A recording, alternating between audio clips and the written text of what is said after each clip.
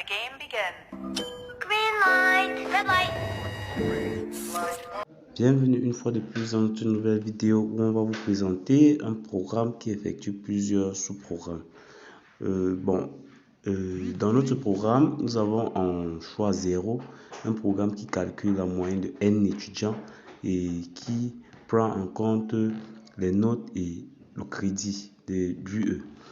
En choix 1, nous avons le calcul de l'intégrale x fois x et qui nous affiche le résultat de l'intégrale.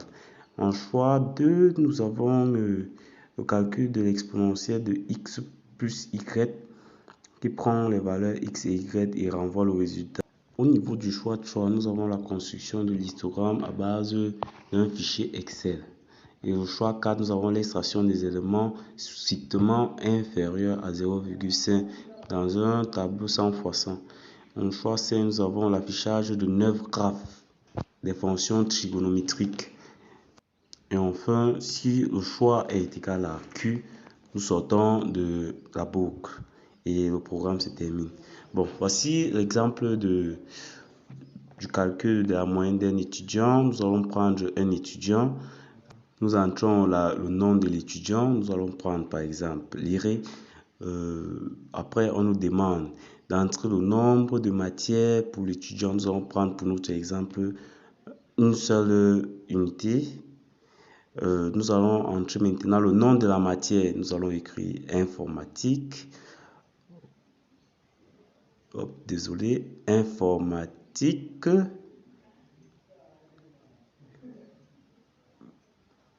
Voilà. Et nous allons entrer maintenant la note obtenue en informatique 18 par exemple. Nous allons entrer le nombre de crédits de l'unité informatique 3. Oui. Ça nous affiche maintenant la moyenne de l'IRE est de 18. Après, le programme nous demande de faire un autre choix. Nous allons entrer 1 pour calcul d'intégrale. Nous entrons en borne supérieure 2, la borne inférieure 3. Nous obtenons le résultat de l'intégrale. En fait, c'est une boucle. Tant qu'on n'a pas appuyé sur Q, nous ne pouvons pas sortir. Ici, nous allons calculer l'exponentielle de x plus y. On a entre 3, par exemple, x et 5, y. Voici le résultat de l'exponentielle.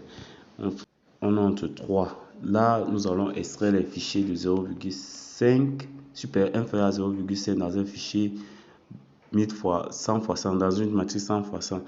Et nous voyons que nous avons 4993 éléments inférieurs à 0,1. Ensuite, nous avons 5 pour le tracé des graphes. 9 graphes des fonctions trigonométriques. Voici les 9 graphes que nous pouvons observer.